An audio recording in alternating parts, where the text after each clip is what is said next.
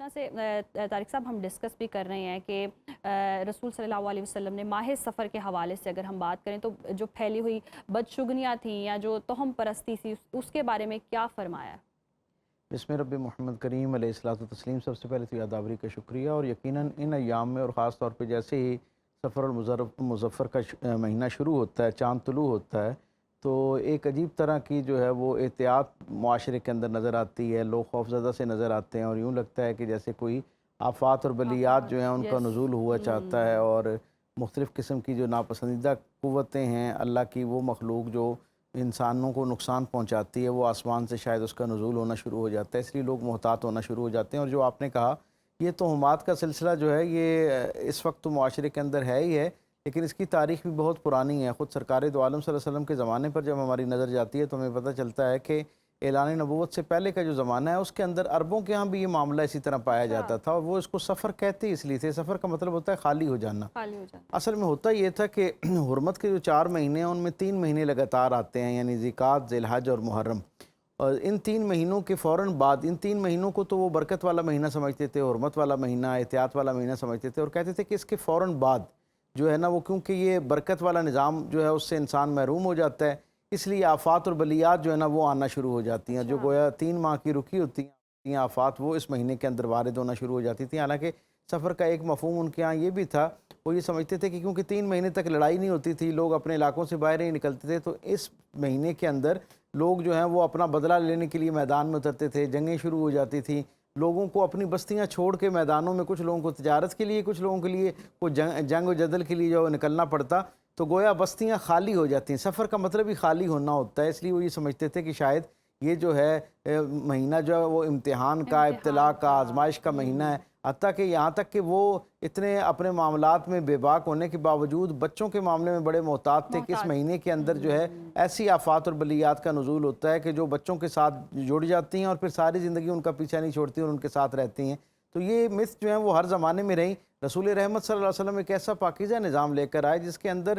خشک و تر کی ساری ہدایت اور رہنمائی موجود ہے۔ سرکار دو عالم صلی اللہ علیہ وسلم نے اپنے زمانے کے لوگوں کو مخاطب کر کے بتایا، اور بڑی کیٹیگوریکلی، بڑی وضاحت کے ساتھ حضور کے فرامین اس پر موجود ہیں۔ حضور نے فرمایا کہ ایک تو اللہ کے اذن کے بغیر کسی ایک شخص سے دوسرے کو بیماری نہیں لگتی، جسے ہم وبائی مرض کہتے ہیں، جب تک اللہ نہیں چاہتا اس وقت تک جو ہے نا وہ مرض نہیں لگتا۔ اور ہم دیکھتے ہیں معاشرے کے اندر، ابھی پیچھے کرونا ہمارے سامنے گزرا، ہم نے دیکھا کہ گو کہ ایک بڑی تعداد میں لوگ متاثر ہوئے، لیکن جنہیں اللہ بچانا چاہ رہا تھا ایک بڑی تعداد محفوظ بھی رہی۔ تو حضور کا یہ فرمان کہ یہ لازم نہیں ہے کہ جیسی کسی کو ایسی بیماری لگے تو آپ یہ تصور کرنا شروع کر دیں کہ اب یہ سب کو لگ جائے گی، ایک بات۔ دوسرا، حضور نے یہ فرمایا کہ سفر کے معاملے میں، سفر کے ساتھ منسوب جو نحوست کا ایک ایلیمنٹ ہے، یہ اس کی کوئی حقیقت موجود نہیں۔ حضور نے کہا اس کے اندر کوئی نحس چیز نہیں ہے۔ اور پھر تیسری بات سرکار دو عالم نے فرمایا کہ ایک پرندے کے ساتھ ان کی نسبت تھی۔ عرب یہ سمجھتے تھے کہ جب یہ پرندہ آ کے بیٹھتا تھا تو اس گھر کے اوپر نحوست وارد ہونا شروع ہو جاتی تھی۔ حضور نے فرمایا کہ اس کا بھی نحوست کے ساتھ یا برکت کے ساتھ کوئی تعلق نہیں ہے۔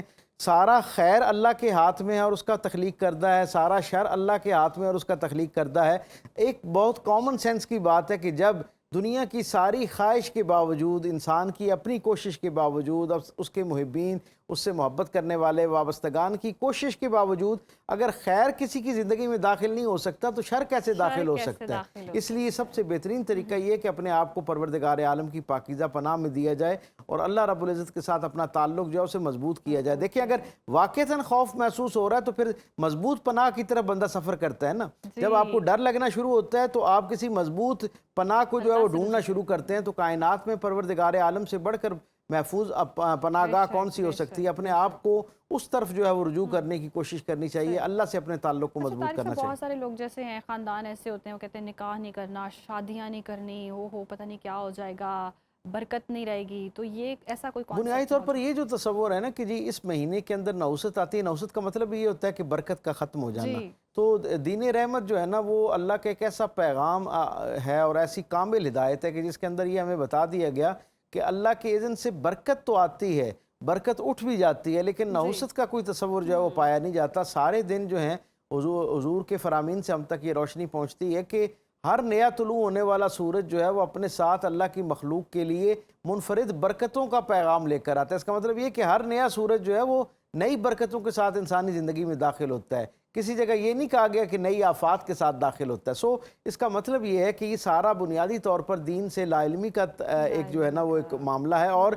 کسی حد تک دین کو غلط اس کی تفہیم, اس کو غلط سمجھنے کی وجہ سے ایسا معاملہ ہو رہا ہے. یعنی یہ دین جو ہے جو ہمیں یہ بتاتا ہے کہ ایک آدمی جب بسم اللہ الرحمن الرحیم پڑھ لیتا ہے یا تعوذ پڑھ لیتا ہے, اعوذ باللہ من الشیطان الرجیم پڑھتا ہے, تو ہم یہ دیکھتے ہیں کہ اللہ تعالیٰ اس کے لیے ایک باقاعدہ حفاظت کا نظام جو ہے اسے مرتب کر دیتے ہیں. جو آدمی صرف وضو کرتا ہے تو حضور فرماتے ہیں جب تک وہ وضو کی حالت میں رہتا ہے اللہ کی طرف سے فرشتوں کی ایک جماعت اس پر قائم رہتی ہے, اس کی خدمت میں رہتی ہے تاکہ وہ اسے آفات اور بلیات سے محفوظ رکھ سکے. تو ہمیں یہ جو ذرائع ہیں, اگر کہیں کسی کے دل میں یہ گمان آئے بھی, پہلے تو یہ گمان آنا ہی نہیں چاہیے, کیونکہ یہ سارا باطل خیال ہے اور لوگوں کا اپنا گھڑا ہوا ہے. اور ہمارا المیہ تو یہ بھی ہے, جیسے ہم آف دا ایئر جو ہے نا بات کر رہے تھے, کہ ہمارا کیونکہ رہن سہن کئی صدیوں سے ایسے معاشرے کے ساتھ رہا جہاں پر یہ تہمات کی ایک بہت بڑی جو ہے نا ایک فہرست موجود ہے. ہم کالے چنے کی بات کر رہے تھے کہ یہ دیکھیں صدقہ دینا فی نفسی بہت خیر کا عمل ہے, ہر لمحہ دیں, ہر انداز میں دیں جس طرح اللہ کے ہاں وہ پسندیدہ ہے, لیکن اسے کسی خاص چیز کے ساتھ مخصوص کر لینا, یہ میں سمجھتا ہوں کہ یہ دین کے اندر اپنی طرف سے غیر ضروری طور پر کسی چیز کا جو ہے یعنی اس پر پابند کر لینا. کالے چنے کا صدقہ دینا بھی درست ہے, اس سے کوئی ایسی, لیکن اس کو یعنی لازم قرار دے دیا جانا اور صرف سفر کے ساتھ اس کو منسوب کر لینا اور سفر کی آفات اور بلیات سے بچنے کا اکلوتا ذریعہ اس کو سمجھ لینا, یہ میں سمجھتا ہوں کہ دین کے ساتھ, دین کے فہم کے ساتھ زیادتی والی بات ہے. اب ہم تو کچھ تاریخی واقعات ڈسکس کر لیتے ہیں. ایسا کوئی واقعہ ہو جس سے شاید یہ چیز پختہ ہو گئی کہ ایسا ہوتا ہے, یا لوگوں نے بس ایک گمان کیا اور پھر سم ٹائمز آپ گمان کرے تو وہ چیز ہو جاتی ہے, تو آپ سوچتے ہیں ایسا یہ جو چیزیں ہوتی ہیں نا جو توہم پرستی ہے, ہم اسے جانتے ہیں کہ یہ بنیادی طور پر ایسا خوف ہوتا ہے, اس کی تعریف ہی یہ ہے کہ ایسا خوف جس کی نہ کوئی عقلی دلیل موجود ہو نہ نقلی دلیل موجود ہو. یعنی یہ ایسا معاملہ ہے کہ جو انسانوں کے سینہ بسینہ چلتا ہوا آ رہا ہے. مائیں جو ہیں وہ بچوں کو منتقل کرتی رہتی ہیں خوف, اور یہ اگلی جنریشن میں چلتا رہتا ہے, اور معاشرہ اس کے اوپر پھر جو ہے وہ اپنے انداز میں ریئیکٹ کرتا ہوا نظر آتا ہے. اور یہ توہم پرستی جیسے میں نے پہلے بتایا کہ صرف اسلام سے مسلمان جو ہیں صرف ان کے ہاں یہ موجود نہیں ہے, مختلف مذاہب کے اندر توہم پرستی کے اپنے انداز اور اطوار ہیں, اور وہ اپنے طریقے سے اس کو ڈیل کرنے کی کوشش کرتے ہیں. اسلام میں تو توہم پرستی کا کوئی تصور ہی موجود نہیں ہے. جب ایک آدمی نے کلمہ پڑھ لیا تو وہ اللہ کی حفاظت کا وہ جو ایک پاکیزہ نظام ہے اس کا حصہ بن گیا. اب اس کے لیے تو کسی طرح کی کوئی خوف والی بات ہے ہی نہیں ہے. اپنے آپ سوائے اور یہ جو پروردگار عالم کا خوف اور اللہ کا حیا جو انسان کی زندگی کے اندر ہے, اس خوف کی برکت یہ ہے کہ اللہ کے ساتھ خوف کا رشتہ جب قائم ہوتا ہے تو پھر باقی سارے خوف جو ہے نا وہ آپ کے دل سے نکل جاتے ہیں. پھر کوئی توہم پرستی جو ہے نا وہ آپ کے مزاج پہ, آپ کے معاملات پر اثر انداز نہیں ہوتی ہے. واقعات کی طرف ہم بات کر رہے تھے تو تاریخ پوری بھری پڑی ہے اس کے ساتھ. یعنی آپ یہ دیکھیں کہ سرکار دو عالم صلی اللہ علیہ وسلم جو ہے وہ مدینہ طیبہ سے ہجرت جب کرتے ہیں تو 27 صفر کا دن ہے, جس دن سرکار دو عالم 27 صفر کی رات جو ہے اس دن سرکار مکہ المکرمہ سے جو ہے وہ ہجرت کر کے آتے ہیں. اور آپ دیکھیں کہ 13 سال کی مشقت کے بعد جو آگے ایک ایسا خوبصورت زمانہ شروع ہو رہا ہے کہ مدینہ طیبہ کے اندر پھر اسلام کتنا پھیلا اور پوری دنیا تک یہ خیر, دنیا کے 6 کے 6 آباد بر اعظموں پہ اس اسلام نے دستک دی, لوگوں کے دلوں کو اللہ کے ساتھ جوڑنے کا ایک ذریعہ اور وسیلہ بنا. اس سفر کا بھی ایک باضابطہ آغاز گویا 27 صفر کو ہوتا ہوا نظر آتا ہے. تو جو لوگ اسے غیر مبارک سمجھتے ہیں, منحوس سمجھتے ہیں, انہیں اندازہ ہونا چاہیے کہ اس میں کتنی برکت موجود ہے. پھر غزوہ خیبر جو ہے جس میں مسلمانوں نے باضابطہ طور پر یہودیوں کو شکست دی, اور اس کے بعد گویا اسلام جو ہے اس نے دنیا بھر کے اندر ایک تیز رفتاری کے ساتھ پھیلنے کا ایک گویا آغاز ہوا. اس کی جو تاریخیں ہیں وہ بھی سفر المظفر کی تاریخیں ہیں, یعنی سفر کے مہینے کے اندر یہ معاملہ نظر آتا ہے. بیئر روما کا ایک واقعہ ہے, اس کے حوالے سے بھی جو ہے وہ بھی سرکار دو عالم,